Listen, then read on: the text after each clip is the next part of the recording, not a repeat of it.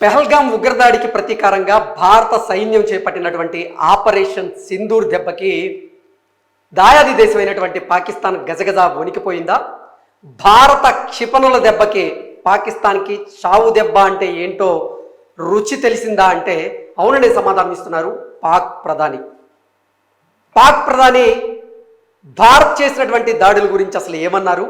ఇన్ని రోజులు భారత క్షిపణులు మమ్మల్ని ఏం చేయలేకపోయాయి అంటూ బుకాయించినటువంటి ఇదే పాకిస్తాన్ ప్రభుత్వం, పాకిస్తాన్ ప్రధాని ఇప్పుడు ఎందుకు మాట మార్చారు? ఇప్పుడు నిజమే భారత్కు చెందినటువంటి క్షిపణులు మమ్మల్ని పడగొట్టాయి అంటూ అసలు పాక్ ప్రధాని ఎందుకు వ్యాఖ్యానించాల్సి వచ్చింది అనేది ఒక్కసారి మనం పూర్తి స్థాయిలో విశ్లేషణ చేసుకునేటువంటి ప్రయత్నం అయితే చేద్దాం.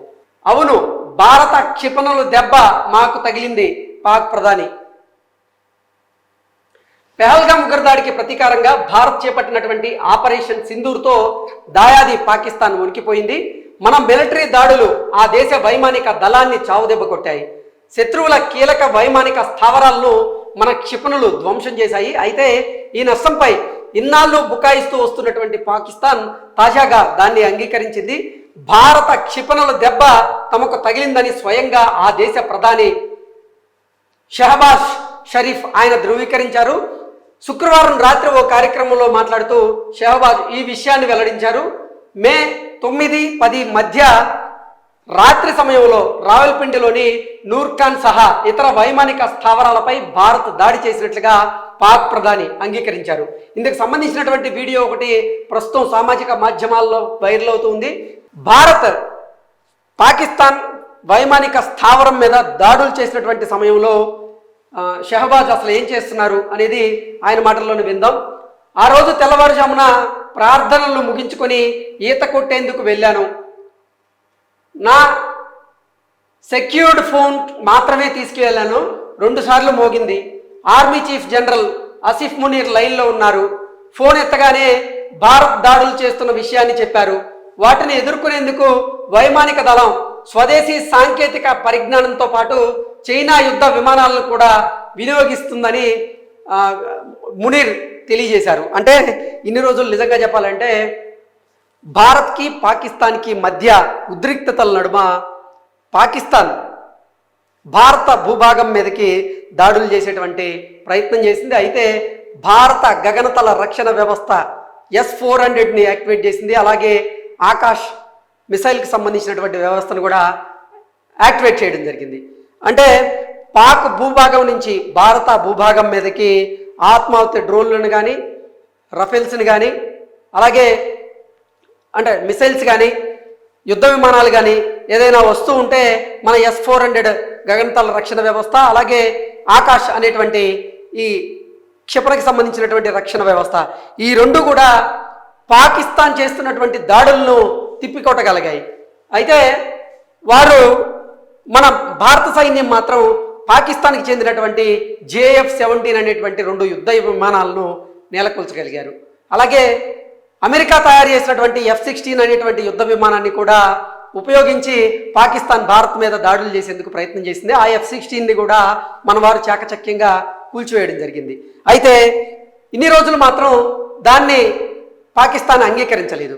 ఇప్పుడు మాత్రం చైనాకి చెందినటువంటి యుద్ధ విమానాలను వాళ్ళు వాడినట్లుగా ఇప్పుడు పాక్ ప్రధాని స్వయంగా తెలుపుతూ ఉన్నారు. అంటే ఈ యుద్ధ వాతావరణంలో మొన్నటి వరకు పాక్ ప్రధాని మాట్లాడినటువంటి మాటలు ఒకలా ఉన్నాయి, ఇప్పుడు మరోలా ఉన్నాయి. దానికి కారణం ఏంటనేది ఒకసారి చూసుకున్నట్లయితే నిజంగా భారత్ నుంచి ఎదురవుతున్నటువంటి దాడుల దెబ్బకి మేము మా దేశంలో తయారైనటువంటి సాంకేతిక పరిజ్ఞానంతో చేసినటువంటి కొన్ని యుద్ధ సామాగ్రిని, అలాగే చైనా యుద్ధ విమానాలను కూడా వినియోగిస్తున్నట్లుగా మునీర్ నాకు తెలిపారు అంటూ షహబాజ్ వివరించారు. అయితే భారత్పై పాక్ ప్రయోగించినటువంటి క్షిపణులు, డ్రోన్లు కూలిపోయిన విషయాన్ని మాత్రం ఆయన చెప్పకపోవడం గమనార్హం. అంటే భారత్ మీద పాకిస్తాన్ ప్రయోగించినటువంటి ఆత్మాహుతి డ్రోన్లు ఏవైతే ఉన్నాయో వాటిని, క్షిపణుల్ని, యుద్ధ విమానాలని భారత సైన్యం చాకచక్యంగా మట్టుపెట్టగలిగింది. అయితే ఆ విషయాన్ని మాత్రం పాక్ ప్రధాని వెల్లడించలేదు. కానీ చైనాకు సంబంధించినటువంటి యుద్ధ సామాగ్రిని మేము వాడాము, వాటిని భారత్ మట్టుపెట్టింది అనే విషయాన్ని అయితే ఆయన చెప్పడం గమనార్హం.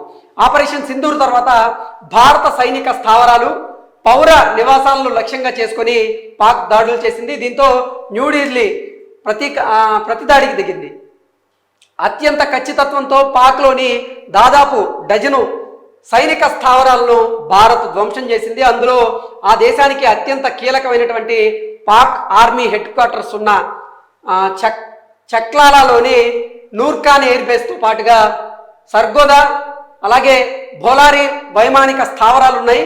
దాడుల్లో ఇవి ధ్వంసమైన తీరు ఉపగ్రహ చిత్రాల్లో బయటకు వచ్చాయి. పాక్ వాయుసేనకు చెందినటువంటి దాదాపు 5వ వంతు మౌలిక వస్తువులు, ఫైటర్ జెట్లు భారత దాడిలో ధ్వంసమైనట్లుగా మనకు తెలుస్తూ ఉంది. అంటే నిజంగా ఇన్ని రోజుల తర్వాత భారత్ పాకిస్తాన్ దాడులను అడ్డుకునేందుకు ప్రతిదాడులు చేసిన నేపథ్యంలో పాక్లో ఉన్నటువంటి దాదాపు 11 వైమానిక స్థావరాలు అలాగే సైనిక స్థావరాలు ధ్వంసం అయ్యాయి. అయితే అప్పుడు మాత్రం ధ్వంసమైనట్టుగా పాక్ ప్రధాని కానీ పాకిస్తాన్ ప్రభుత్వం కానీ అంగీకరించలేదు. ఎప్పుడైతే ఆ ఎయిర్ బేస్లు ధ్వంసమైనట్లుగా శాటిలైట్ చిత్రాలు బయటకు వచ్చాయో ఆ తర్వాత ఇక తప్పదు, ఒప్పుకోక తప్పదు అనేటువంటి ఉద్దేశంతోనే పాక్ ప్రధాని అవును భారత క్షిపణుల దెబ్బ పాకిస్తాన్కి బలంగా తగిలింది అన్నట్లుగా ఆయన ఒప్పుకున్నారు.